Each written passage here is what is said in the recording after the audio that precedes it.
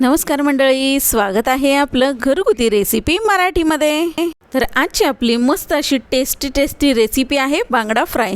इतकी सुंदर लागते ना आणि अगदी एकदम कुरकुरीत झालेले आहेत आपले बांगडे।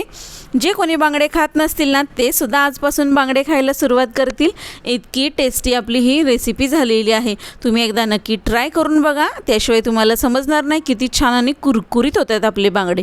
यासाठी मी 2 बांगडे वापरलेले आहेत। बांगडा आपण 2 वेळा स्वच्छ धुवून घ्यायचा। जास्त वेळा पण पाण्यामध्ये धुवायचा नाही, ज्यामुळे वरची साल आहे ना ती निघते। आणि या बांगड्यांना कटसुद्धा छानपैकी मारून घ्यायचे। नंतर याला हळद, मीठ आणि आले लसणाची पेस्ट घेऊन मस्तपैकी पूर्ण बांगड्यामध्ये लावून घ्यायची। आतमध्ये जे कट मारलेत ना त्याच्या आतमध्ये सुद्धा बोटाने आपण ही पेस्ट लावून घ्यायची आहे। म्हणजे काय होईल की आपल्या बांगड्यांना जो ओशाळ वास येतो ना तो अजिबात येणार नाही। त्यामुळे आपण ही पेस्ट आधी वापरून घ्यायची। ही पेस्ट लावल्यानंतर आपण 10-15 मिनटं जर असेच ठेवले ना आपले बांगडे तरीसुद्धा चालतात, किंवा लगेच तुम्ही बनवायला घेतले तरीसुद्धा चालतात। पण मी 10-15 मिनटं बाजूला ठेवून दिलेले आहेत। त्यानंतर बघा, आता इथे मी 1 चमचा लाल तिखट घेतलेला आहे। तिखट अंदाजानं घ्यायचं तुमच्या। अर्धा चमचा गरम मसाला, अर्धा चमचा धने पावडर, अर्धा चमचा जिरे पावडर, भाजलेल्या जिरेची पावडर करायची। आणि यामध्ये अर्धा लिंबू पिळून घेतला आहे। तुमच्याकडे कोकम असतील तर त्याचा आगळ घेऊ शकताय, नसतील तर मग लिंबू पिळून घ्यायचा। आणि आता हा जो मसाला तयार झाला आहे आपला, तो आपल्या संपूर्ण बांगड्यांना लावून घ्यायचा आहे। जे पोटावर कट मारलेत त्यामध्ये सुद्धा बोटाने असा हा मसाला आपण आतमध्ये घालवायचा आहे। मस्त टेस्ट लागते, अजिबात पानसट कुठेही, म्हणजे जो आतला भाग असतो ना तो मग काय होतं की तिथपर्यंत आपला मसाला पोचत नसल्यामुळे पानसट लागतात। मग त्या अशा प्रकारे जर मसाला पण लावला ना अजिबात पानसट लागत नाही आतला भाग। व्यवस्थित असा मसाला लावून झालेला आहे।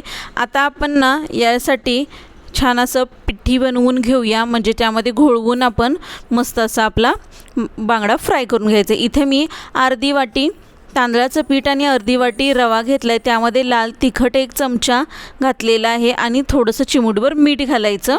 मिठाचा व्हिडिओ स्किप झाला आहे। आता हे सर्व मिक्स करून घेऊया, छान असं व्यवस्थित मिक्स करून घ्यायचं। आणि त्यानंतर आपण यामध्ये आपला हा बांगडा आहे तो घोळवून ना फ्राय करून घ्यायचा। खूप टेस्टी तिखट मीठ यामध्ये नक्की टाका, म्हणजे अजून छान टेस्ट लागते आपल्या बांगड्यांना, खूप टेस्टी लागणार यामुळे। कारण मिठाचं प्रमाण जर थोडंफार कमी झालं ना तरीसुद्धा टेस्टमध्ये फरक पडतो। त्यामुळे या पिठामध्ये सुद्धा आपण मीठ आणि तिखट नक्की घाला।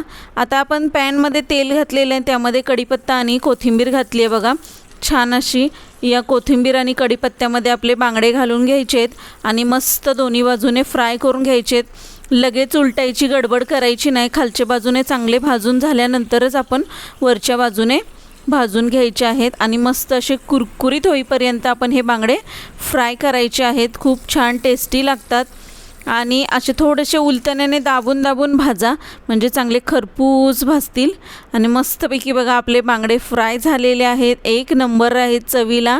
तुम्ही एकदा नक्की ट्राय करून बघा। माझा व्हिडिओ पहिल्यांदा कसा वाटला मला एकदा नक्की कमेंट करून सांगा। आणि अशा प्रकारचे बांगडे तुम्ही नक्की ट्राय करा। व्हिडिओ आवडल्यास लाईक, शेअर आणि सबस्क्राईब करायला विसरू नका।